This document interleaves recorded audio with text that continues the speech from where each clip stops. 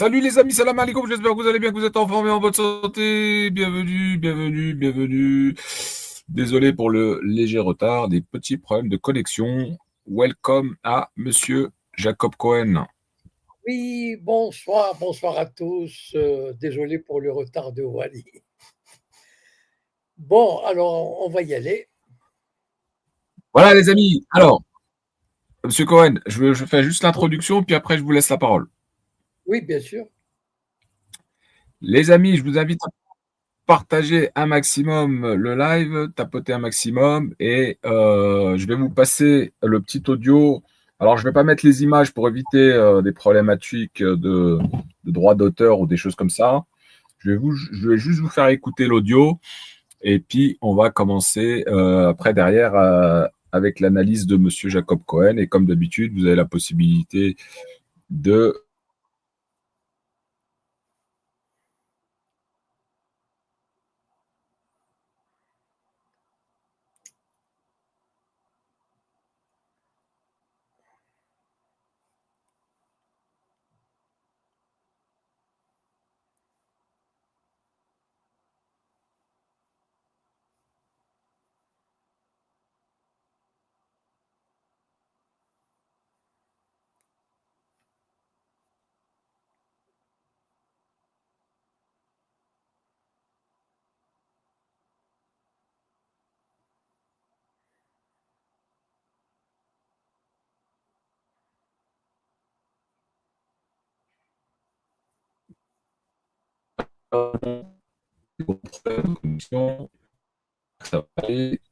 Monsieur Cohen, si vous Oui, voyez que je me déconnecte ou des choses comme ça, je vous laisserai le relais.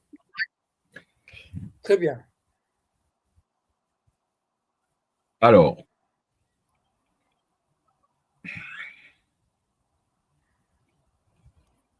on va y arriver, on va y arriver.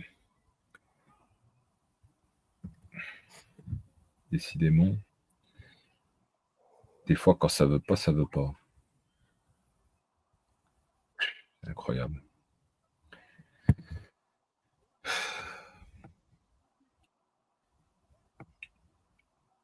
Monsieur Cohen, vous m'entendez? Oui, oui, très bien, oui. Bon, malheureusement, j'arrive pas à avoir l'audio. J'ai des bugs de partout là. Bon, écoutez, je vous laisse commencer votre analyse concernant la reconnaissance prochainement d'un État palestinien. Et puis, si j'arrive à retrouver l'audio, je vous le fais passer. Voilà. Ah, je vous Très donne bien. la parole là tout de suite. C'est à vous. Donc en fait, il y a eu une réunion à l'ONU, avec beaucoup de cérémonial, consacré à la solution à deux États. Et il y avait tout le gratin européen, enfin occidental. Bon, il n'y avait pas les États-Unis, mais enfin, il y avait la France, la Grande-Bretagne, etc., les pays arabes. C'était très solennel. On avait l'impression que, en fait, la règle, c'est quoi? Plus c'est gros, plus il y a de mots, plus il y a de cérémonial, et moins il y a du concret. Voilà. Ça, c'est le principe de base. C'est-à-dire, lorsque les pays occidentaux et les pays arabes ne veulent rien faire pour l'État palestinien, mais absolument rien de concret, hein. Qu'est-ce qu'ils font? Et là, ils se lâchent sur les belles paroles, et Dieu sait si les Arabes sont champions dans ce domaine. Mais le ministre des Affaires étrangères français, lui aussi, à l'entendre, c'était vraiment son angoisse principale, la création d'un État palestinien, alors que ça fait, mettons depuis les accords d'Oslo, ça fait seulement 32 ans que les Français, les Britanniques, les Canadiens, l'Arabie saoudite, enfin tout le gratin, répète inlassablement, nous sommes pour la solution à deux États, mais ils ne font rien pour y arriver. Ça veut dire rien. Vous savez, les pays arabes, l'Occident, ils ont des moyens de pression. Ils n'ont pas besoin de faire la guerre. Il suffit, par exemple, de dire, bon, on n'achète plus vos armes. Ou bien l'Europe, par exemple, nous avons l'article 5, je crois, 2 ou 5. Vous savez qu'il y a un accord commercial très avantageux pour Israël entre ce pays et l'Union européenne. Donc, accord commercial, financier, économique, etc. Ben, il y a un article, 2 ou 5, je ne me souviens plus, qui stipule que les deux parties s'engagent à respecter le droit international et à régler les conflits conformément au droit international. Bon, manifestement, puisque l'Europe condamne depuis 50 ans l'occupation et la colonisation, ça veut dire qu'il y a quelque chose d'illégal. Eh bien, je me demande qu'est-ce qu'elle attend pour appliquer ce fameux article. En fait, si vous remarquez, ni l'Occident, ni le monde arabe, parce que quand je dis le monde arabe, il y a quand même 6 ou 7 pays qui ont normalisé leurs relations avec ce pays. Donc, ils peuvent, par exemple, rappeler leur ambassadeur, la moindre des choses, par exemple, pour marquer le coup, pour dire, bon, c'est pas possible de continuer. Donc, même ça, ils ne le font pas. C'est-à-dire qu'en fait, ils déblatèrent. En fait, comme ils peuvent rien faire, ils peuvent rien faire, comme ils ne veulent rien faire, et comme ils sont totalement impuissants, et comme ils ont la trouille d'Israël, mais vraiment, ils tremblent devant ce pays, qu'est-ce qu'ils font avec la bénédiction d'Israël? Là, Israël autorise l'Occident et les pays arabes à faire le maximum de déclarations. Le maximum. Alors là, allez-y. D'ailleurs, la Ligue arabe s'est surpassée. Enfin, c'est extraordinaire, c'est fabuleux.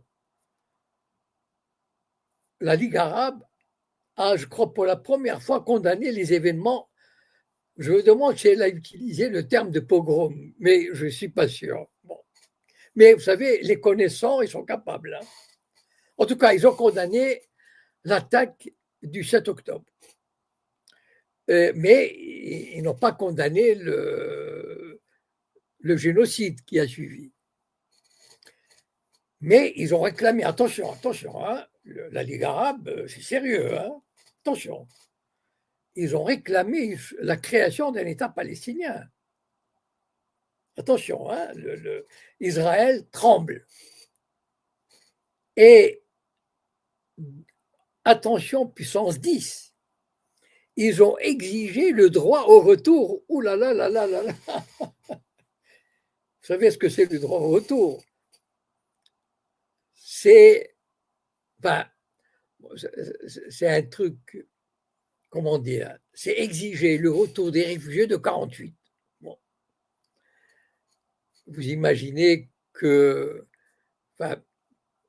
c'est une solution totalement inacceptable et inenvisageable. Enfin, il ne faut pas demander, c'est demander la Lune. Mais bon, mais quand il s'agit des paroles, vous savez, au Maroc, on avait une expression pour dire hawaou. Enfin, je ne sais pas si ça s'applique en Algérie, en Tunisie, mais c'est hawaou. Voilà. Et malheureusement, les Arabes, voilà, bon, les régimes arabes, c'est hawaou. Donc, le droit au retour, l'État palestinien, bon, ils n'ont pas demandé des indemnités.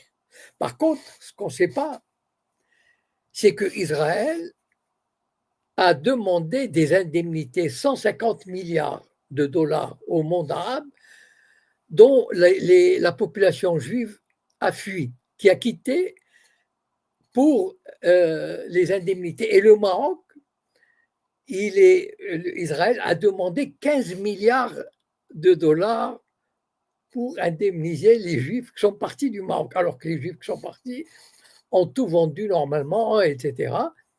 Bon, aujourd'hui, avec la normalisation, les Israéliens ne demandent pas trop de vive voix, voilà. Ils font semblant d'avoir oublié. Mais ne vous en faites pas, ils ont une longue mémoire.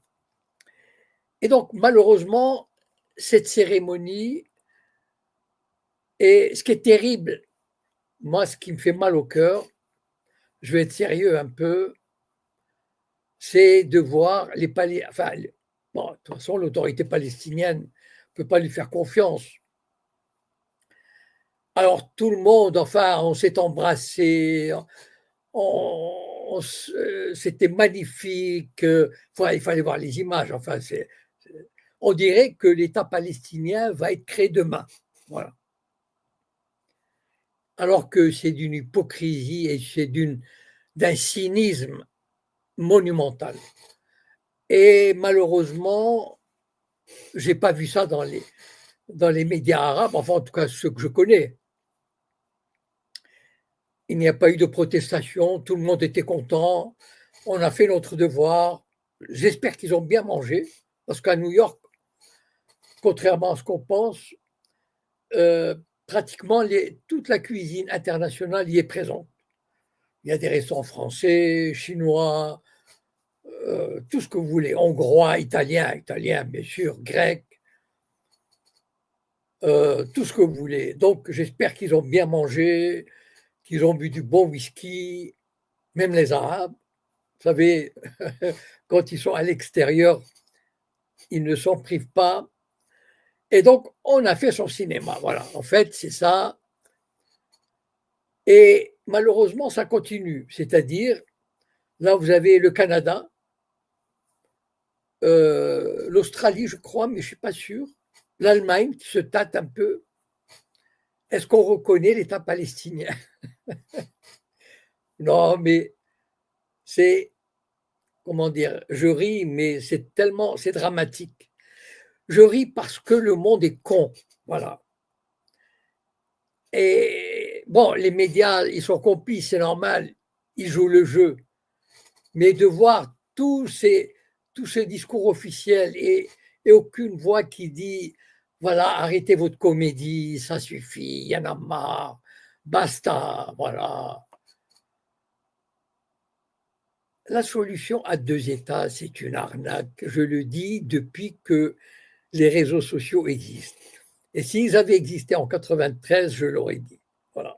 En tout cas, si vous remontez à mes vidéos de 2000, jusqu'en 2010, alors que j'ai publié, d'ailleurs, j'ai écrit un livre, un roman qui s'appelle Dieu ne repasse pas à Bethléem. Dieu ne repasse pas à Bethléem, c'est quoi? C'est un roman qui décrit dont l'héroïne est une des héroïnes, ou un des personnages principaux, et l'ambassadrice de l'autorité palestinienne à Paris.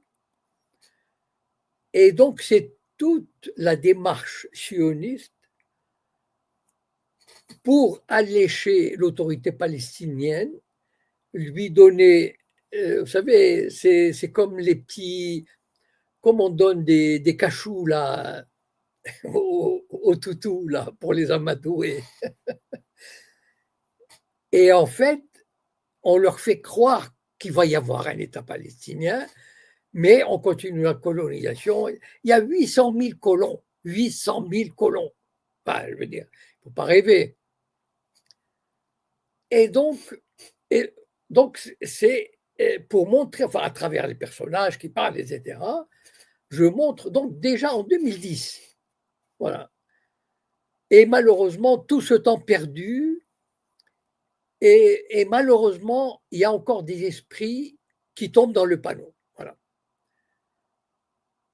Et notamment des journalistes, etc. Enfin, moi, certains journalistes, moi, ça m'effraie de voir leur niveau. C'est pas possible d'être aussi crédule ou peut-être aussi machiavélique ou aussi cynique. Donc voilà, Israël mène la baraque, l'Europe se soumet. Donc j'ai dit tout à l'heure, plus il y a des déclarations, plus il y a de hawa, plus il y a de cérémonial, moins on fait. Et concrètement, rien, absolument rien n'a été fait contre Israël. Rien. Voilà. Donc, on a fait du cinéma parce que, pourquoi? Parce que la période est critique. Vous savez, aujourd'hui, et malheureusement, les États-Unis, quand même, quelque part, on a beau dire ce qu'ils sont, hein. Bon, je ne vais pas refaire l'historique, l'impérialisme, tout ce que vous voulez. Mais c'est le pays qui donne parfois des leçons de démocratie, de liberté, de prise de conscience. Moi, ce qui vraiment, et d'ailleurs, c'est souvent le cas d'ailleurs. Par exemple, aujourd'hui, en ce moment, il y a un mouvement anti-israélien qui se crée aux États-Unis. Je veux dire que si des sites en France reprenaient ce qui se dit aux États-Unis sur des sites qui ont entre 5 millions et 10 millions d'abonnés, d'accord, je répète, sur des sites qui ont entre 5 et 10 millions d'abonnés, si un site en France osait reprendre le 10e de ce qui se dit sur ces sites, il sera automatiquement interpellé et condamné par la justice française. Aujourd'hui, il y a des déclarations anti-israéliennes d'une violence inouïe contre le lobby sioniste, mais incroyable. Il y a vraiment une démarche qui est en train de s'installer aux États-Unis, et moi j'ai l'impression qu'il y a quelque chose qui s'est cassé entre, bien sûr, le lobby. Bon, il y a eu une résolution pour la suspension des armes à Israël qui a été votée quand même contre par 70 sénateurs, mais 30 ont voté pour. Donc quasiment la plupart des sénateurs démocrates. Imaginez la chose, enfin c'est juste, il y a une révolution aujourd'hui aux États-Unis dont malheureusement, enfin, vous pouvez aller sur ces sites et faire la traduction simultanée ou je ne sais pas, mais voilà, à quelque chose on peut dire malheur est bon. Et eux, ils n'ont pas la langue dans leur poche. Et c'est ça ce que j'aime. Vous savez comment, il faut voir comment ils passent au gris les sénateurs et les démocrates ou républicains. Je vous assure que ça fait tellement plaisir, alors qu'ici, c'est de la plaventrisme à tous les niveaux et dans tous les partis. Voilà. Voilà ce que je voulais dire. Bon, s'il y a des questions, le débat est lancé. Alors très bien, merci Monsieur Cohen. Alors désolé pour les problèmes de connexion, ça a pas mal bugué là le début de l'entretien, ça a l'air d'aller mieux là. Je vais quand même vous faire écouter le passage si vous voulez, Monsieur Cohen. Oui, oui, allez-y, oui. Si ça veut bien là. Là.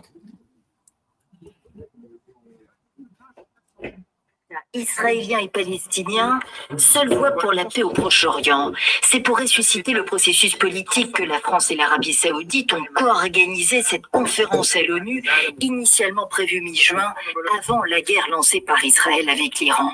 Nous devons travailler aux voies et aux moyens de passer de la fin de la guerre à Gaza à la fin du conflit israélo-palestinien, alors que cette guerre menace la stabilité et la sécurité de la région tout entière.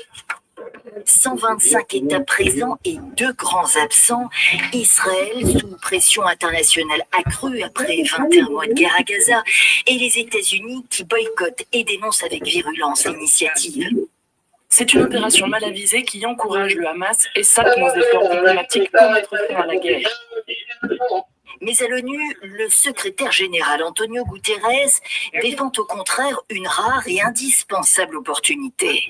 La conférence peut et doit servir de tournant décisif, de catalyseur pour un progrès irréversible vers la fin de l'occupation et la concrétisation de notre aspiration partagée pour une solution viable à 2 États. La Palestine est représentée par son Premier ministre. Je salue la décision historique et courageuse de la France et du président Macron de reconnaître l'État de Palestine en septembre. La souveraineté de tous les États doit être garantie, ajoute Mohamed Mustafa, qui appelle d'autres pays à suivre la France.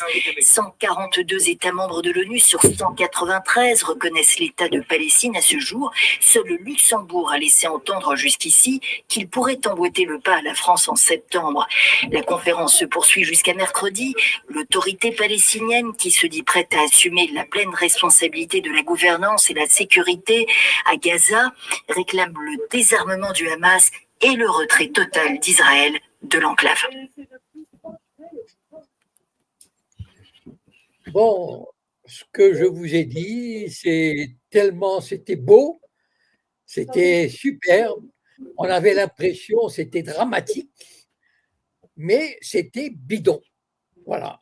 Et malheureusement, j'ai pas entendu de journalistes. Ben, évidemment, c'est pas leur boulot. Ils vont pas dire que c'est bidon, mais c'est bidon. Voilà, totalement bidon. Et malheur aux Palestiniens qui ont cru, malheur à tous ceux qui ont fait semblant d'y croire. Voilà, s'il y a des questions.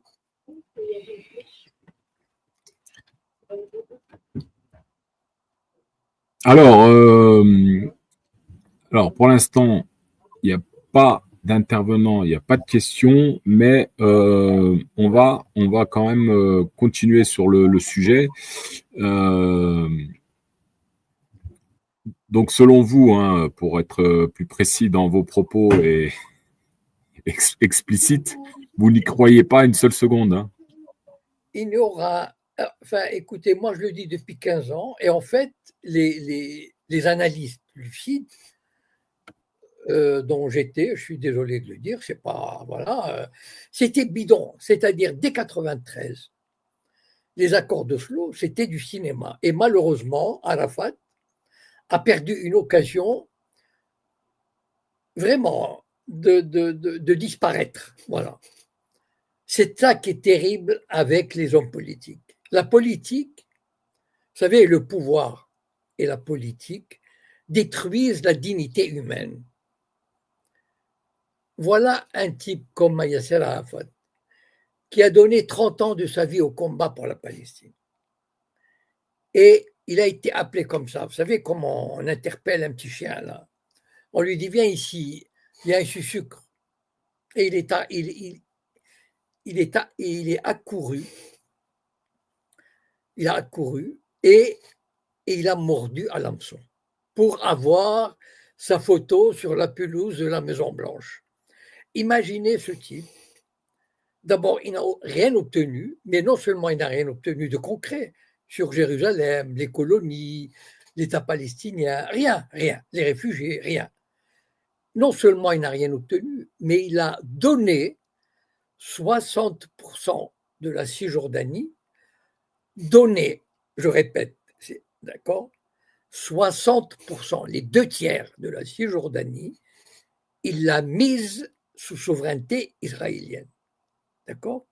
Et il s'est fait humilier de 1993 à 2004, année de sa mort. Peut-être qu'il a été assassiné, parce qu'il ne servait plus à rien. Entre 1993 et 2004, pendant 11 ans, il aurait eu l'occasion de foutre le camp et de dire les accords d'Oslo, c'est de la rigolade, c'est une arnaque, et il n'a jamais fait. Voilà. Tout ça pour rester sous les feux de l'actualité. La politique, vous savez, c'est ça qui est terrible. Quand on rentre dans ce schéma, la politique détruit la dignité humaine. Quand on fait de la politique à ce niveau-là, on perd tout sens de l'honneur, de la dignité. L'essentiel, c'est de garder le pouvoir. Regardez comment ils agissent. C'est pas parce que c'est Macron, c'est ceci, c'est cela. Regardez Trump, comment il a trompé son monde. Voilà. On avait l'impression aujourd'hui, mais il a tout oublié. Je veux dire, enfin bon, je vais pas, c'est pas le débat, mais malheureusement, et en fait, il y a une complicité passive. C'est ça qui est terrible. Tout le monde, tous les présidents, tous les chefs d'État, tous les premiers ministres, tous les ministres des Affaires arabes, occidentaux, russes, chinois, tout ce que vous voulez, ils le savent, qu'il n'y aura pas, que la solution est à deux États et elle est inopérante. Voilà. Pourquoi? Parce qu'Israël n'en veut pas. Voilà, tout simplement, Israël n'en veut pas. Et non seulement il n'en veut pas, mais il le montre. Il a mis 800 000 colons en Cisjordanie. D'accord? Qui c'est qui va les enlever? Voilà. Donc en fait, et c'est ça qui est terrible, c'est qu'on joue le jeu. On fait du cinéma et c'est tellement vrai, vous savez, comme dans les premières projections cinématographiques, savez, les gens croyaient que c'était vrai. D'ailleurs, je vous raconte une petite anecdote, enfin, je l'ai lu au début du cinéma, les premières projections, le directeur du cinéma venait, et disait aux spectateurs, attention, ce que vous allez voir, c'est sur écran, c'est pas la réalité. Si vous voyez un train foncer, il va pas foncer sur vous, parce que les gens au début étaient effrayés. Voilà. Si vous voyez un lion rugir, il va pas sauter sur vous. Donc, pendant les premiers mois, lorsqu'on faisait des projections, le directeur venait dire, par celui qui s'occupait de la salle, venait dire aux spectateurs, attention, c'est du cinéma. Ben, mais voilà, moi, malheureusement, les voix qui s'expriment dans ce sens-là sont rares ou inaudibles. Voilà. Et c'est pas bon de le dire. Voilà. Vous savez, un jour, j'ai parlé de des petits ennuis avec le Maroc, avec André Azoulay et sa clique, etc., et quelques Marocains. Mais pourquoi? Parce que quand je leur dis, c'est de l'arnaque. Voilà, c'est tout. Et ils n'aiment pas entendre ce genre de discours. Voilà. Eux, ils veulent, parce que ça les arrange, parce que ça fait bien, c'est beau. On fait des réunions dans des hôtels 5 étoiles, on partage une coupe de champagne, et puis on dit ah oui, c'est important. Vous savez, André Azoulay a dit un jour, moi je ne sais pas comment le Maroc entier n'a pas éclaté de rire. Il a dit un jour, tant qu'il n'y aura pas un État palestinien, je ne pourrai pas dormir tranquille. Non, mais c'est fabuleux. Enfin, c'est du stand-up. C'est d'un humour fantastique. Tant qu'il n'y aura pas un État palestinien, je ne pourrai pas dormir tranquille. Voilà, André Azoulay. Donc, ça fait 40 ans, le malheureux qui ne dort pas. J'espère qu'il a de bons somnifères. Donc, voilà. On est presque en... Enfin, je ne sais pas, il y a tellement de dérision, et tellement de crédulité, et tellement de conneries, qu'on a envie de rire, parce que c'est trop. Très bien, merci M. Cohen. Alors, on avait un intervenant sur TikTok, je ne sais pas si il nous entend, il voulait peut-être intervenir. Oui. Bonsoir. Non, bonsoir. Bonjour, salam alaikum. Je voulais juste poser une question à M. Cohen. Oui. Étant donné que je sais que c'est une personne qui a pas peur d'entrer dans le vif du sujet et de dire des vérités, même si elle fâche. Voilà, je voudrais juste déjà vous dire bonsoir et vous demander, j'ai une question comme ça en fait. Je me demande, parce que l'Europe, ce sont des États qui ont une histoire profondément antisémite. Voilà. Oui. Ce ne sont pas les pays du Maghreb qui ont inventé l'antisémitisme. Et je me demandais, c'est une fois la fin de la Deuxième Guerre mondiale terminée, en fait, si en fait cette création de cet État d'Israël n'aurait pas aussi arrangé cette élite sur place antisémite pour se débarrasser justement des juifs qui étaient sur place chez eux. Donc en fait, c'est en fait, ils ne seraient pas tombés eux aussi au départ dans un piège, eux aussi en réalité croyant attirés par la religion, par des mouvances, vous voyez, on leur a fait miroiter de belles choses, alors qu'en réalité, ils vidaient leur pays d'origine, dans lesquels ils étaient là depuis des centaines d'années, que ce soit l'Europe, ou regardez, maintenant, même au Maghreb, regardez au Maghreb, on les fait aller, on les a regardés, par exemple, en Algérie, par exemple. C'était des personnes qui étaient là depuis des générations et des générations. Vous voyez ce que je veux dire? Et on leur a fait miroiter une terre qui était là, une terre d'il y a 2000 ans. Vous voyez ce que je veux dire? Alors, Wakil, Monsieur Cohen va essayer de répondre. Merci. Alors, vous avez parfaitement raison sur l'antisémitisme des Européens. Aujourd'hui, s'ils aiment les Juifs et Israël, c'est totale hypocrisie. Vous savez, dans 5 ans, dans 10 ans, dans 30 ans, si la situation change, ils redeviendraient antisémites et anti-juifs. L'Europe a toujours été antisémite. Voilà. Et vous savez, je ne sais pas si je l'ai raconté ici, mais la hantise que ces pays avaient, dans les années 30 par exemple, c'est d'accueillir les Juifs, les réfugiés juifs. Et d'ailleurs, en 1945, la hantise qu'ils avaient, c'est d'avoir à récupérer les rescapés il y avait, je sais pas, 500 000 juifs ou je sais pas combien, en tout cas à peu près ce chiffre-là, je sais pas, des rescapés apatrides qui ne savaient plus où aller. Et donc, par exemple, en 1938, il y a eu une conférence à l'époque, ce n'était pas l'ONU, c'était la SDN, c'était des nations, parce que Hitler avait dit au pays, il a dit, écoutez, moi j'ai envie de me débarrasser de mes juifs, des juifs allemands et autrichiens. Voilà. À l'époque, il avait annexé l'Autriche. Et donc, il y a eu une conférence internationale. Alors, c'était à Évian ou à Aix-les-Bains, je ne me souviens plus, en 1938, mai ou juin 1938.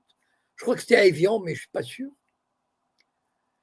Et donc, voilà, on connaissait déjà la situation des Juifs. Bon, on ne les exterminait pas encore, mais il y avait les règles, comment dire, les règlements anti-juifs, etc. Enfin bon, depuis les lois de Nuremberg. Donc, je veux dire, c'était connu.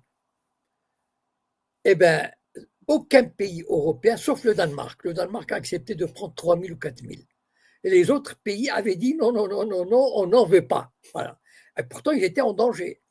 Aux États-Unis, c'est pareil. Aux États-Unis, ils n'en voulaient pas. Vous savez, il y a un navire, j'ai oublié le nom, qui était parti de Belgique avec 1000 juifs à bord et qui avait jeté l'ancre à Cuba. Le Cuba, à l'époque, dépendait plus ou moins des États-Unis et demandait l'autorisation de rester à Cuba ou d'aller aux États-Unis. L'autorisation a été refusée. En 1940, l'Allemagne avait déjà occupé la Belgique et la France. Eh bien, on avait supplié Madame Roosevelt d'accueillir uniquement les enfants juifs, les enfants. Ils ont dit non, niet, nein. Le navire est retourné en Belgique et les Allemands l'ont pris. Donc, vous savez, aujourd'hui, si l'Europe, si les dirigeants européens, les classes politiques européennes se soumettent aux Juifs, au sionisme, c'est parce qu'ils ne peuvent pas faire autrement. C'est tout. Mais ils ont un passé antisémite, mais colossal. Colossal. Je veux dire, quand les chrétiens, enfin, vous savez, les Juifs, chaque pays européen a publié un minimum entre 10 et 15 lois d'expulsion des Juifs. En France, je crois que c'était une quinzaine de décrets royaux, je ne sais pas comment on appelait ça à l'époque, les édits peut-être, et édits royaux, d'expulser les Juifs. Il y a eu en Angleterre, en Suède, en Italie, etc., où ces Juifs se réfugiaient, dans les pays musulmans. Et donc, vous avez raison de soulever ce point. En 1945, il y avait je ne sais pas combien de centaines de milliers de Juifs rescapés, et la hantise des pays européens, c'est d'avoir à les accueillir.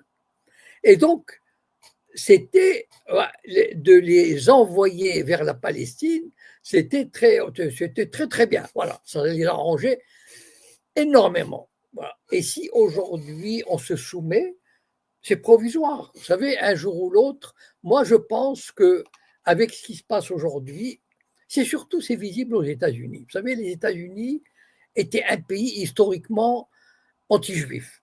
C'est-à-dire, par exemple, le Bnei Brit, la franc-maçonnerie juive mondiale, elle a été créée en 1843. Pourquoi ? Parce que les organisations franc-maçonnes américaines étaient interdites aux juifs. Les grandes universités américaines, il y avait un numerus clausus jusque dans les années 1950. Enfin bon, et donc, bon, il y a plein d'autres choses que je ne vais pas peine d'évoquer ici. Et aujourd'hui, il y a un ressentiment contre Israël qui peut se retourner contre les Juifs assez facilement.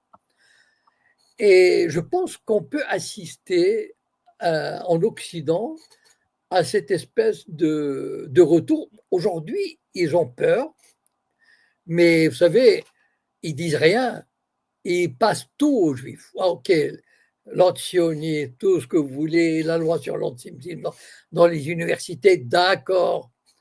Mais vous savez, ils peuvent très bien, si les conditions changent, et lorsque les conditions changeront, parce elles finiront bien par changer, vous savez, on peut assister à l'inverse. Donc, rien n'est éternel dans ce bas monde, et notamment ce sentiment qui est enfin, l'antijudaïsme de l'Europe chrétienne.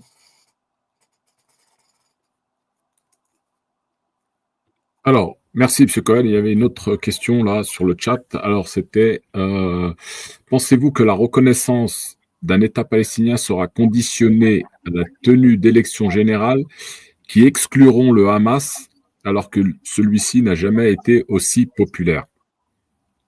Avant, je voulais juste remercier M. Cohen pour sa réponse. Et il a franchement, il a souligné toutes les questions que j'ai posées, à part peut-être le fait que pour les Juifs d'Algérie, qui sont, voilà, vous voyez, ceux qui ont quitté leur nation d'origine, en gros, et qui sont sur des inventions, qu'est l'État d'Israël, voilà, et qui pourront plus jamais revenir. Voilà, juste, voilà, mais merci pour tout en tout cas, et bonne soirée à tous. Et ça a été très instructif. Merci, merci à tous. Merci. Au revoir. Merci. Allez-y, Wally. Donc, je répète la question, c'était pensez-vous que la reconnaissance d'un État palestinien sera conditionnée à la tenue d'élections générales et qui excluront le Hamas alors que celui-ci n'a jamais été aussi populaire? Non. Et tout ça, c'est, comment dire, c'est de la rhétorique. Voilà. On pose des conditions aux Palestiniens, par exemple, d'abandonner la propagande anti-israélienne et de faire des élections. Mais tout ça, c'est juste pour retarder cette reconnaissance. Juste, M. Cohen, pour compléter la question, par écho, peut-on considérer cet État comme viable s'il exclut de facto la première force politique du pays? Mais il n'y aura pas d'État. Enfin, c'est drôle. Hein. Moi, je suis fasciné par l'incapacité de certains à concevoir que tant qu'Israël existe dans sa forme actuelle, il n'y aura pas d'État palestinien. Voilà, point barre. Enfin, je ne comprends pas comment on peut épiloguer, interpréter, peut-être que si, peut-être que ça. Non, il n'y aura pas le maximum qui peut arriver. Et encore, vu l'évolution aujourd'hui d'Israël, c'est-à-dire que ça aurait pu se faire il y a 20 ans, il y a 10 ans, avec un gouvernement travailliste, etc. C'est-à-dire un Bantoustan. Vous savez ce que c'est un Bantoustan? En Afrique, l'Afrique du Sud avait imaginé un système assez machiavélique, parce que bon, l'Afrique du Sud c'était l'apartheid, ça veut dire la séparation des Blancs et des Noirs. Et donc, elle avait imaginé des régions entières qu'on appelait des Bantoustans, peuplées uniquement de Noirs, qui n'auraient aucun pouvoir, mais qu'on déclarait, disons, indépendants. Et comme ça, il n'y aura pas d'apartheid, puisque les Noirs vivent chez eux. Voilà. Et c'est une solution qui est, à un moment donné, qui était envisagée. Moi, pendant un certain temps, je croyais que c'était la solution vers laquelle le régime sioniste pourrait se diriger. Parce qu'elle lui aurait laissé les mains libres. Et elle aurait enfermé la Palestine dans un carcan soumis aux sionistes. C'est-à-dire, c'est quoi le Bantoustan? Ça veut dire, vous savez qu'aujourd'hui, si vous regardez la carte, vous savez, ne regardez pas la carte publiée sur Arte. C'est pas vrai, elle est fausse. Regardez une vraie carte avec les colonies. C'est quoi? C'est des morceaux de Palestine enserrés dans un ensemble sioniste. D'accord? Bon. Ça veut dire que tout Palestinien qui a envie d'aller d'une région à l'autre et surtout de quitter ou de revenir en Palestine, par quelque moyen que ce soit, par air, par terre, il doit passer par les forces de contrôle sionistes. C'est d'accord? Donc, tout, tout déplacement humain ou de marchandises se fera sous le contrôle d'Israël, puisque Israël occupe tout le Jourdain, ça veut dire tout l'Est. Donc, toute la Palestine est entourée de murs, de grillages, etc. Et donc, à l'intérieur, on aurait pu créer un faux État palestinien, ça veut dire un semblant d'État, c'est-à-dire un Bantoustan qui aurait le statut d'État, mais totalement contrôlé par Israël. Mais même ça, à mon avis, l'autorité palestinienne est prête à ça. L'Arabie saoudite adorerait une solution pareille. Voilà. Et comme ça, on n'en parle plus. Mais même cette solution-là, elle est inacceptable pour la société israélienne actuelle et sera de moins en moins acceptable. Vous voyez d'ailleurs ce qui se passe en Cisjordanie. Et donc, en fait, c'est, comment dire, c'est une illusion, à mon avis, enfin, bon, je peux répondre aux questions, c'est normal de répondre aux questions, mais j'aimerais que vous compreniez une chose. Israël a décrété qu'il ne veut pas d'État palestinien, voilà. Et il n'y a aucun État aujourd'hui dans le monde. Regardez par exemple, il y a 150 États qui ont reconnu l'État de Palestine. 147. 147. D'accord? Ça veut dire presque les 3/4 des États de l'ONU. Très bien. Ça veut dire que la France, si elle reconnaît, ça deviendra le 148e, l'Angleterre 149e, etc. Ça avance à quoi de reconnaître? Ça avance à quoi? Concrètement, si vous reconnaissez, admettons, la France reconnaît un État palestinien, d'accord. Si elle veut envoyer un ambassadeur à Ramallah, elle doit demander l'autorisation à qui? À Israël. Et Israël va dire non, va te faire voir, d'accord. Si rien, si par exemple la France veut construire une ambassade, elle dira tes matériaux de construction ne rentrent pas, ou on détruira. Donc, ils le savent. Tout ça, c'est une comédie qui est destinée à l'opinion publique. Et ça fait 40 ans que ça existe et que ça marche. Enfin, s'il y avait cette unanimité, vous savez, tout le monde est d'accord pour un État palestinien. Mais comment ça se fait que ça n'arrive pas?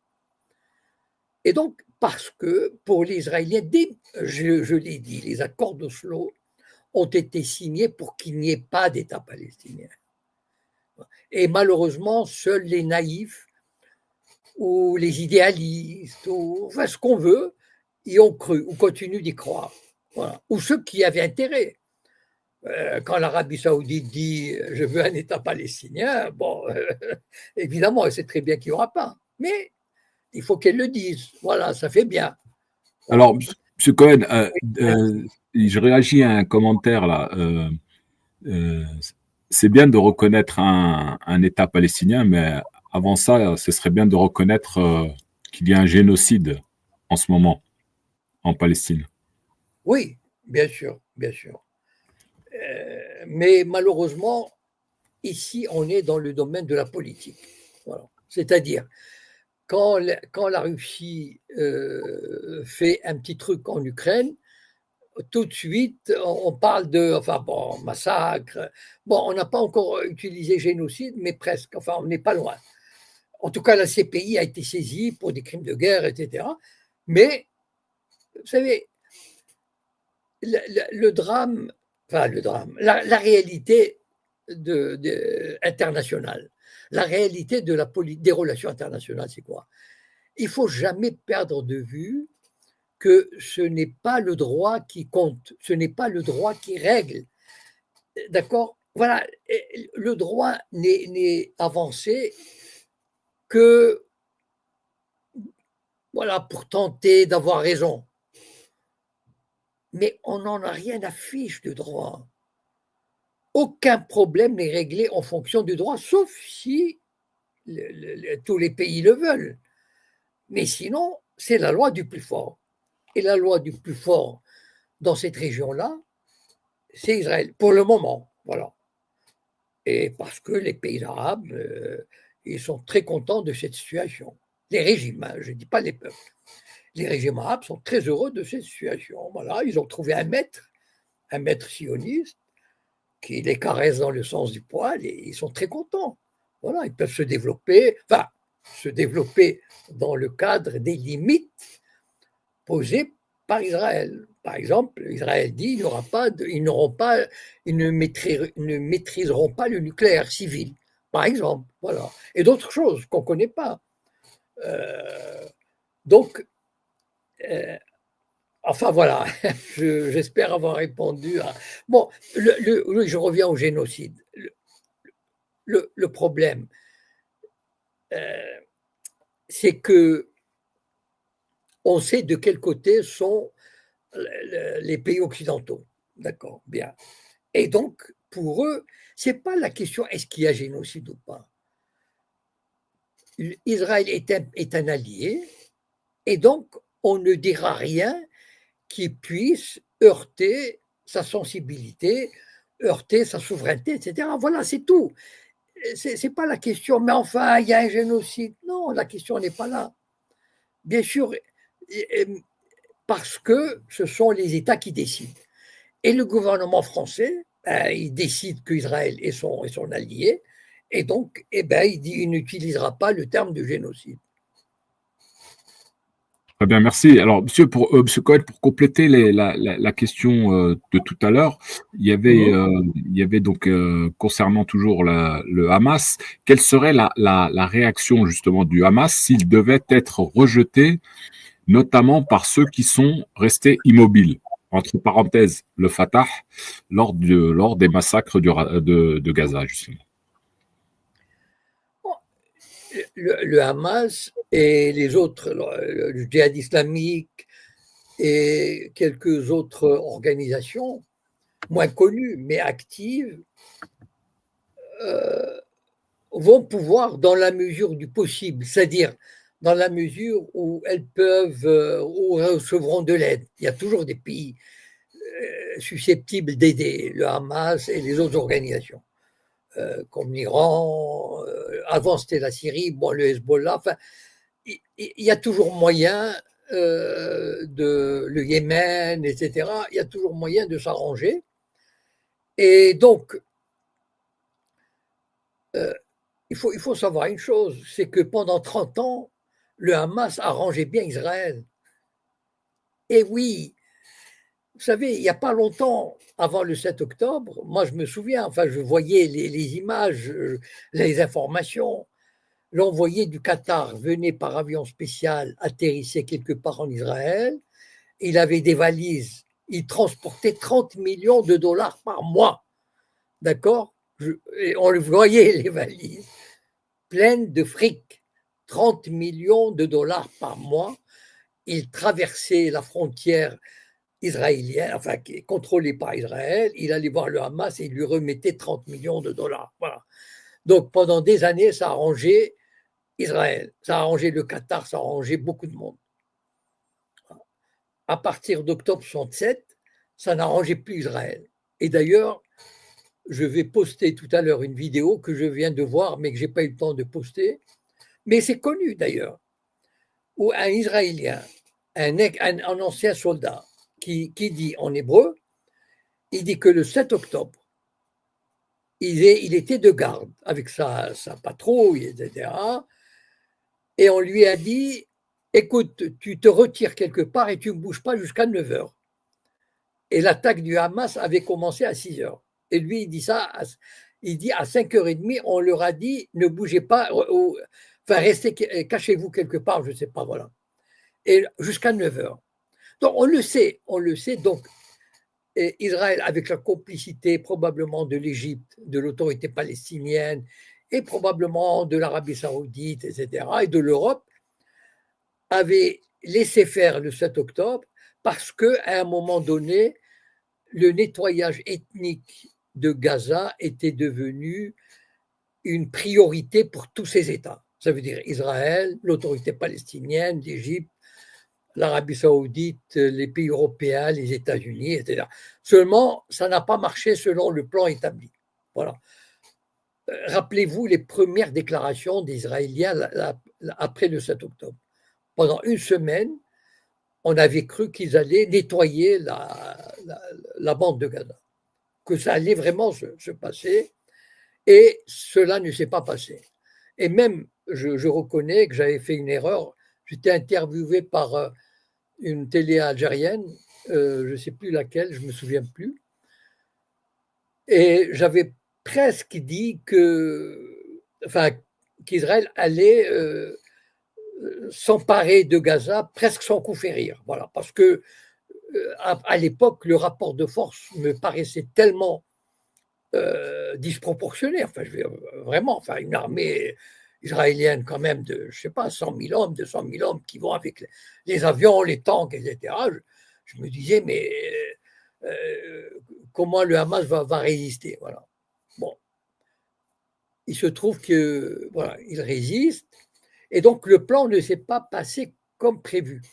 Mais en fait, parce qu'on sait très bien, on le sait, il y a des gisements de gaz et de pétrole au large de Gaza. Voilà. Et des contacts ont été établis avec des sociétés pétrolières. Et c'était entre Israël, l'autorité palestinienne et l'Égypte.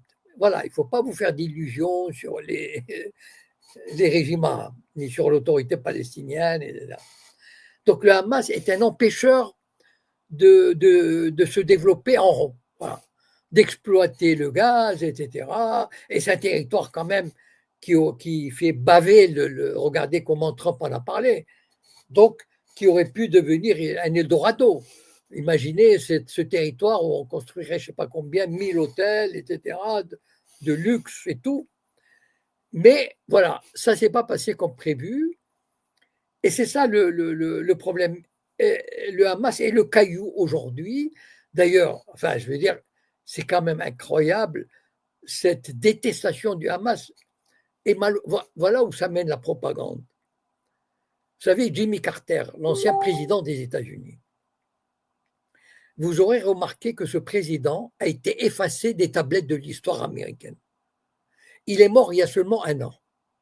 Mais je mets au défi quiconque de me citer des articles sur Jimmy Carter pendant les 20 années précédentes. Ils l'ont effacé des tablettes de l'histoire parce qu'il a commis un crime énorme, terrible. Quel est son crime? Dans les années 90, il est allé voir le Hamas à plusieurs reprises, les dirigeants du Hamas, au Qatar, à Gaza, je ne sais pas s'il est allé à Gaza, en tout cas il les a vus. Et il a déclaré que le Hamas est prêt à faire la paix, si c'est une paix dans l'honneur, dans la dignité, etc. Et ça, on ne lui a jamais pardonné. Voilà. Parce que en Occident, lorsqu'on dit Hamas, il faut que les gens tremblent. Comme dit quelqu'un qui dit Hamas, Hamas, Hamas. Voilà. Il faut que les gens, alors qu'en fait, c'est un mouvement qui ne demande qu'à vivre en paix, en sécurité, mais dans la dignité et dans les droits des Palestiniens. Voilà. Et donc, en fait, tout ça, malheureusement, on est soumis à une propagande intense. Et pour la plupart des gens, on a diabolisé le Hamas, alors que c'est un vrai mouvement de résistance qui a signé je ne sais pas combien de trêves avec Israël qui ont toujours été violées, etc., etc. Mais c'est ça la politique. Voilà. Ok, merci M. Cohen. Alors, on a un message de... Alors, comment il s'appelle là Fabrice, bonsoir à tous. Merci M. Cohen pour ces entretiens réguliers. Quelle est la position de l'Angleterre aujourd'hui qui a partiellement créé cette situation, du moins qui l'a partiellement créée dans cette région du monde, pardon. L'Angleterre, c'est un peu comme la France, c'est-à-dire en fait, l'Angleterre, elle dit, le pouvoir anglais, il dit qu'on va reconnaître. Mais pourquoi il le dit? D'abord, vous savez, tous ces pays, comme la France, l'Angleterre, pendant qu'ils disent qu'ils vont reconnaître un État palestinien, j'ai mis une vidéo hier, vous la trouverez sur mon Telegram, avec le commentaire suivant. La police de Macron, vous savez, celui qui veut reconnaître l'État de Palestine, il envoie sa police tabasser ceux qui osent sortir avec un drapeau palestinien. Donc, c'est d'hypocrisie totale. Voilà. Vous savez, il faut prendre avec beaucoup de précautions quand vous entendez un chef d'État britannique, français, allemand, etc. La première réaction qu'il faut vous dire, c'est que c'est des menteurs. Ce sont des salauds, pour ne pas dire d'autres termes plus vulgaires, des menteurs qui n'en ont rien à fiche des Palestiniens ni du droit, etc. S'ils le font aujourd'hui, s'ils parlent aujourd'hui de reconnaître un Palestinien, c'est parce qu'ils sentent qu'Israël va trop loin avec le génocide, que la population, elle est vraiment, elle est sur les dents, elle est énervée, etc. Et ils ont peur d'une explosion populaire. Voilà. Et donc, ils se disent, bon, allez, je reconnais un État palestinien. Alors, les gens, bon, ça peut calmer, parce qu'il y a des gens qui croient que ça va changer quelque chose, malheureusement. Mais c'est du bluff, ça ne veut rien dire. Voilà. Encore une fois, s'il vous plaît, soyez vigilants. Au moins, ceux qui écoutent aujourd'hui nos auditeurs, au moins qu'ils ne tombent pas dans le panneau. Voilà.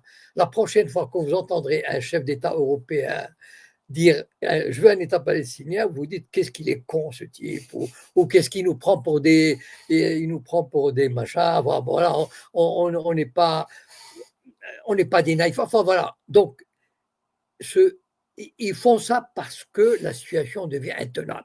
Ils savent que les gens sont vraiment, il y a des. Et puis aussi, ça spécifiquement en Angleterre, le gouvernement britannique, il est, comment dire, vous savez, ce gouvernement a été élu avec une majorité écrasante. Mais aujourd'hui, s'il y avait des élections, il sera balayé. Mais alors, et vous savez, celui qui a fait voter, comment il s'appelle déjà? Bon, le nom va me revenir peut-être. Celui qui avait fait voter le Brexit, très connu, enfin bon, une grande gueule, etc. Il a créé un parti politique. Et par exemple, vous avez, bon, malheureusement, quand j'oublie le nom, c'est celui qui porte un chapeau, un député, un chapeau noir, enfin bon, Georges Galloway, voilà. Georges Galloway, il y a quelques mois, il s'est présenté à une élection partielle et contre toute attente, c'est un député qui n'appartient à aucun parti. Il a gagné. Il a gagné sur la Palestine. Et ça fout la trouille à la classe politique. Parce qu'ils se disent, comment il s'appelle? Bon, s'ils se disent, s'il y a des gens qui se présentent contre nous, contre le système, pour la Palestine, on va être balayés. Alors qu'est-ce qu'ils font? Ils disent, je reconnais l'État palestinien. Voilà, mais en fait, c'est juste des mots. Voilà. Encore une fois, malheureusement, il faut apprendre avec des pincettes tous ces beaux discours qui sont creux, vides de sens et sans aucun effet politique. Voilà. Merci, M. Cohen. Alors, il y a Sarah qui est avec nous dans le chat. Alors, malheureusement, je ne peux pas vous mettre le lien. Il y a un problème au niveau de la technique là ce soir. Donc, Sarah, écrivez votre question dans le chat public, comme certains l'ont fait. Et puis, on va pouvoir la poser à M. Cohen sans problème. En attendant, M. Cohen, peut-être que je regarde vite fait s'il y avait d'autres questions sur la thématique.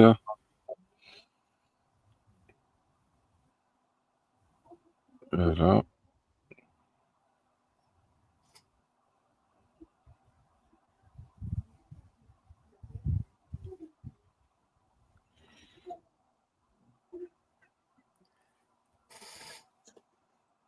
Voilà. Bon, pour l'instant, en attendant que Sarah nous écrive sa question dans le chat. Ouais. Alors oui, hein, pour celles et ceux qui veulent poser des questions, n'hésitez pas à les écrire dans le chat, hein. On peut les lire et poser des questions. Monsieur Cohen, est-ce que vous avez vu le discours du trône du roi Mohamed VI? Non. Pas du tout? Non, pas du tout. Il a dit quelque chose d'intéressant? Quelque chose d'intéressant, bah, Ah, je- là, bah, peut-être que vous étiez chaque année à la même période, donc il fait son discours, et donc c'était le 29 juillet. Non, franchement, c'est pas ma priorité, voilà. Parce D'accord. qu'en fait, mettons, le problème, c'est quoi? C'est que sur un discours d'une heure, par exemple, il peut y avoir 2 ou 3 minutes intéressantes. Je dis pas le contraire, d'accord? Mais est-ce que je vais écouter un discours d'une heure pour ces 2 minutes potentielles? Voilà, c'est ça le problème. Donc, je vous ai demandé, si vous me posez la question, est-ce qu'il y a eu quelque chose d'intéressant qui a été dit ou enfin dont on pourrait discuter? Voilà, moi je ne sais pas, voilà. Alors, je vais vous dire, parce que bon, ça a quand même suscité beaucoup de réactions sur les réseaux sociaux. Oui, Et clairement, son discours, je pense pas qu'il ait duré 1 heure, hein, parce qu'il a quand même il a quand même des soucis de santé. Il n'est pas très en forme, hein. Il était un petit peu fatigué, hein, dans son discours. Et, il a retendu la main donc à l'Algérie, hein. oui, bon, ben ça c'est classique, hein. Ça, c'est classique. Et puis, par Non, contre, mais oui, oui, il y a quelque chose de plus ou moins nouveau dans la situation, c'est par rapport au Sahara occidental. oui. Où il dit clairement que le Sahara est marocain, mais il dit qu'il faut quand même qu'on se mette à discuter de la situation pour trouver une solution. Pour trouver une solution, comment dirais-je, sans vainqueur ni vaincu. Oh, non, mais ça c'est voilà un exemple de fabuleux de propagande. Enfin, c'est ça qui est extraordinaire. Voilà le discours, enfin voilà un discours, comment dire? C'est comme si Israël disait aux Palestiniens: «Bon, allez, on va vous donner un bon tout-temps, mais sans vainqueur ni vaincu.» Ah oui, c'est fantastique. Il veut garder le Sahara, mais sans vainqueur ni vaincu. Non, mais moi, je vois, il faut faire la part des choses. La part des choses, c'est que, bien sûr, il va tendre la main aux Algériens. Il le fait chaque année, je crois. Et donc, bon, c'est de bonne guerre. Il veut dire, voilà, euh, allez, on va faire la paix, etc. Mais en fait, il n'a pas bougé d'un iota sur la solution qu'il veut, c'est-à-dire garder le Sahara avec une autonomie. Voilà. Et donc, il n'y a rien de nouveau sous le soleil. Voilà, enfin, je ne sais pas, c'est du classique. C'est-à-dire, enfin, c'est du classique, voilà. Et je pense qu'il le fait chaque année. Bon, en tout cas, je ne l'ai pas entendu, mais je sais que il m'est arrivé d'entendre ce genre de truc déjà il y a 1 an ou 2 ou 3. Enfin bon. Il ne peut pas faire autrement. Il ne va pas dire je vais déclarer la guerre, etc. Enfin, ça ne se fait pas. Donc, il fait semblant pour paraître, voilà, moi je suis pour la paix. Voilà. Mais le Sahara, c'est quand même, je le garde. Mais sans vainqueur ni Oui, vaincu, oui, hein. c'est pour ça. Alors, Non, alors mais justement, c'est parce que moi, fantastique.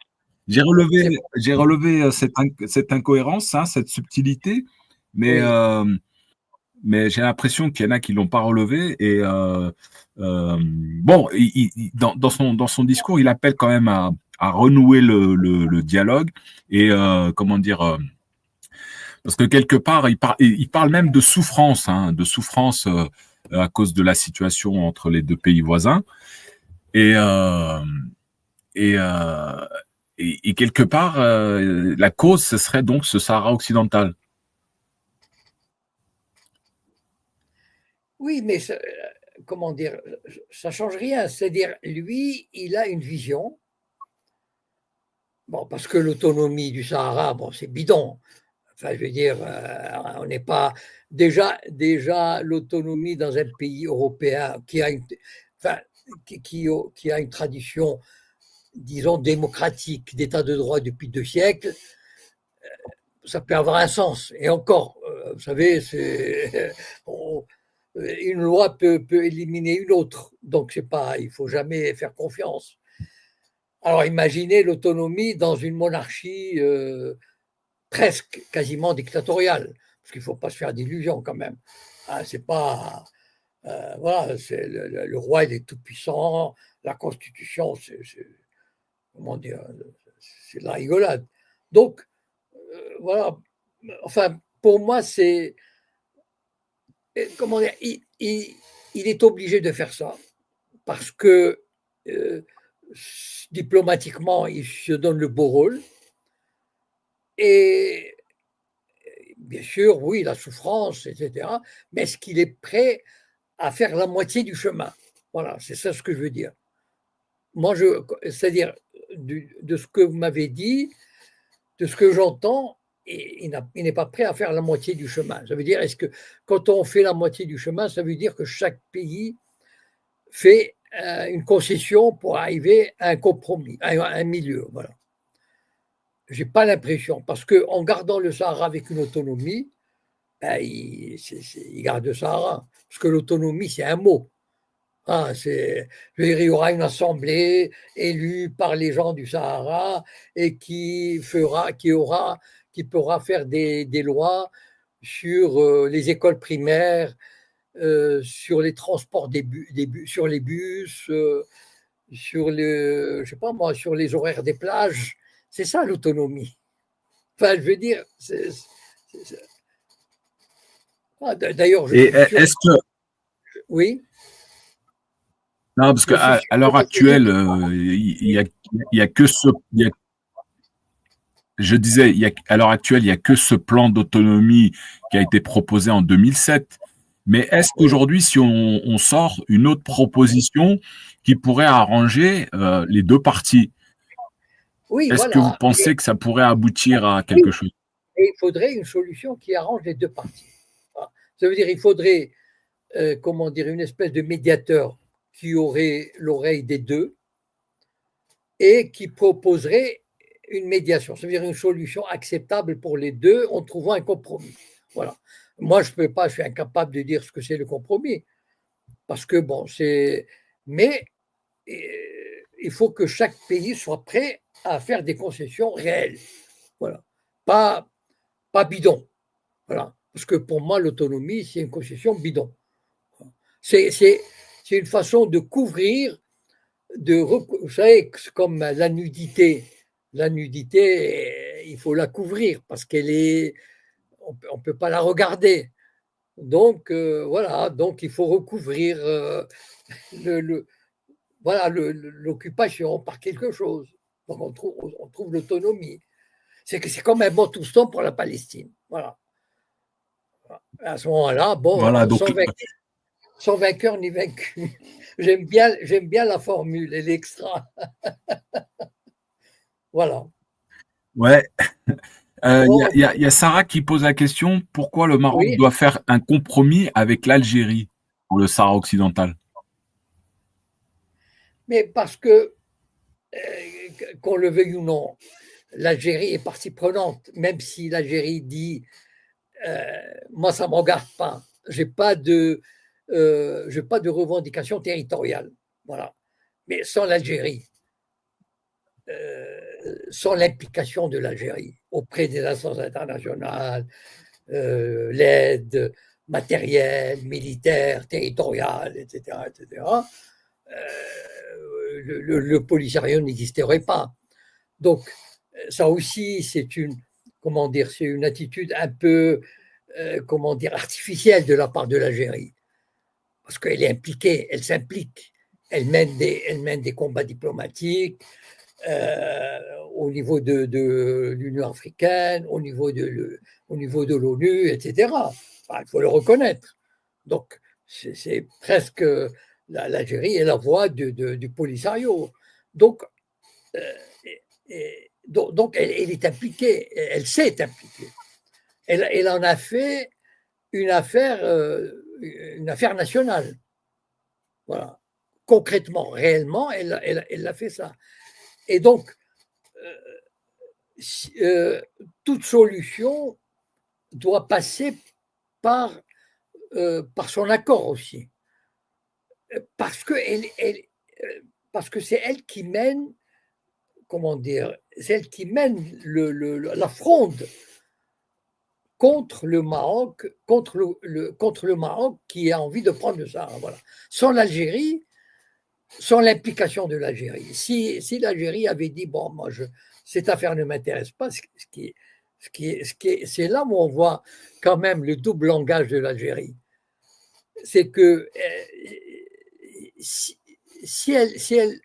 vraiment ça ne l'intéressait pas, elle ne s'impliquait pas, elle n'aurait rien fait au niveau de l'Union africaine, de l'ONU, etc. Et bien le Maroc aurait occupé et puis on aurait voté à l'Union africaine et à l'ONU. Mais c'est la mobilisation de l'Algérie et de ses amis, de ses alliés, etc., qui a fait que ce problème a pris une dimension internationale.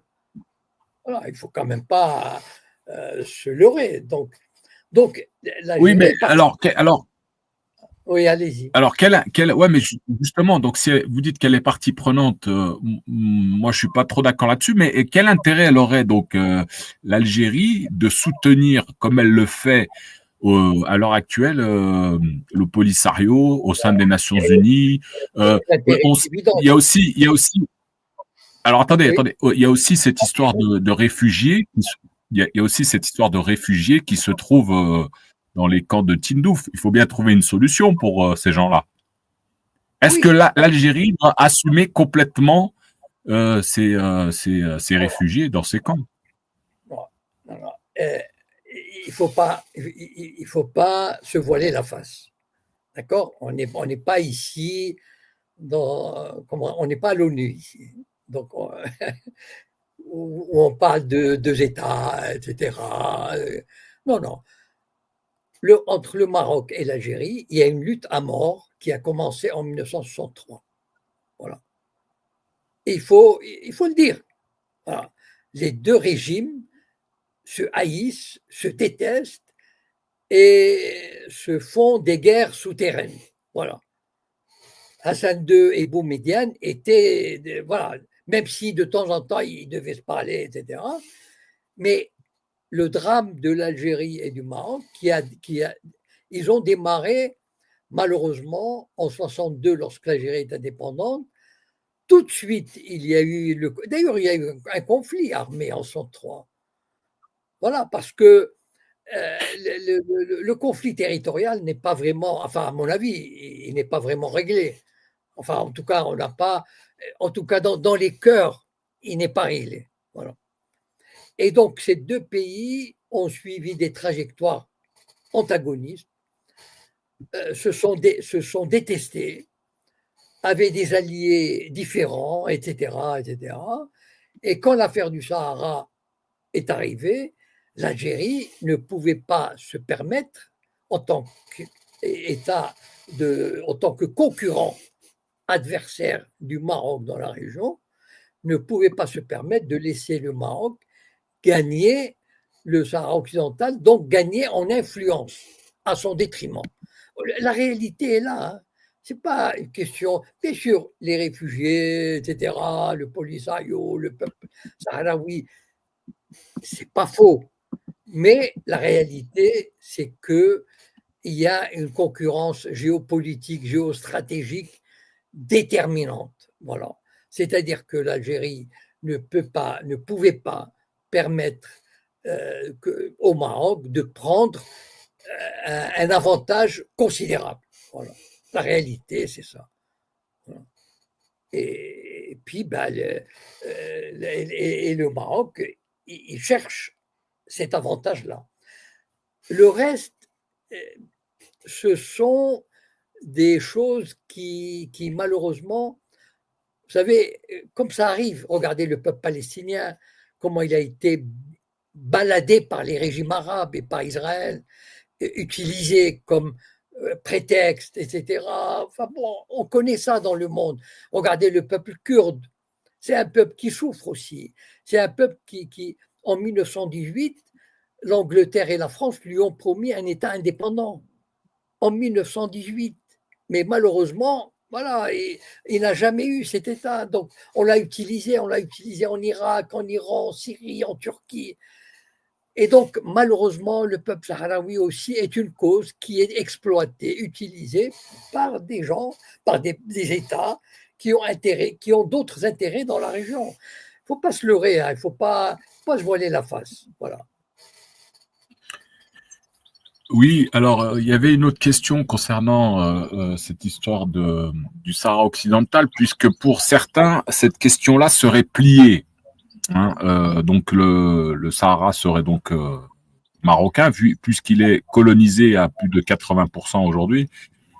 En fait, la vraie raison des tensions entre l'Algérie et le Maroc, ce serait donc plutôt le Sahara oriental que réclamerait donc apparemment la partie orientale du Sahara algérien, qui serait revendiquée par le Maroc.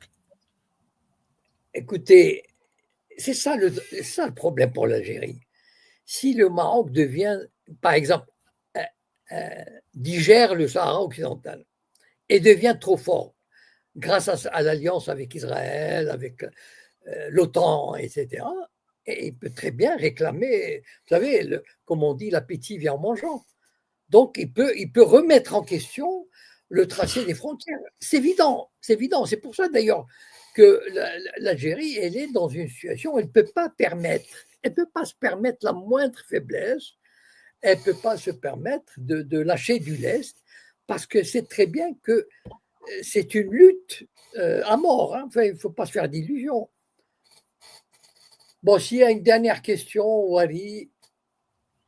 Non, mais écoutez, je crois que ce sujet-là, il est un peu complexe et à la fois, on pourrait discuter plus longuement. Je pense qu'on peut remettre ça une autre fois. Si vous voulez, enfin, mais oui, si on peut remettre ça une autre fois. Mais il ne faut pas oublier que dans un problème, dans les relations internationales, quand il y a un problème humain, quand il y a un problème de population, etc., c'est qu'il y a des intérêts stratégiques derrière. Voilà. Jamais l'oublier. Regardez ce qui se passe au Congo, par exemple. D'accord, la RDC avec le Rwanda, etc. Donc, là où il y a des problèmes de réfugiés, etc., il y a des intérêts stratégiques derrière. Et là, il y a des intérêts géostratégiques, géopolitiques, l'histoire, etc., dont il faut tenir compte, parce que c'est la réalité. On ne peut pas la balayer comme ça et dire, oui, il y a les réfugiés, le peuple, etc. Certes, ça, c'est, comment dire, le sommet de l'iceberg qui apparaît. Mais en dessous, il y a des intérêts stratégiques fondamentaux et les projections sur les décennies à venir. Voilà, parce que, à mon avis, les revendications territoriales entre l'Algérie et le Maroc n'ont pas été réglées définitivement. Voilà. Elles seront réglées le jour où les deux pays se rencontreront et établiront un tracé en commun et déposeront le tracé à l'ONU, etc., et s'y conformeront. Voilà. Mais à mon avis, il y a des arrière-pensées de revendications territoriales entre ces deux pays, malheureusement. Voilà. Ok, très bien, on va en rester là. Merci, M. Cohen. C'est moi. Alors, je vous souhaite une bonne soirée et puis à la semaine prochaine. Bonsoir. Merci. Bonne soirée, M. Cohen. Au revoir. Bonsoir.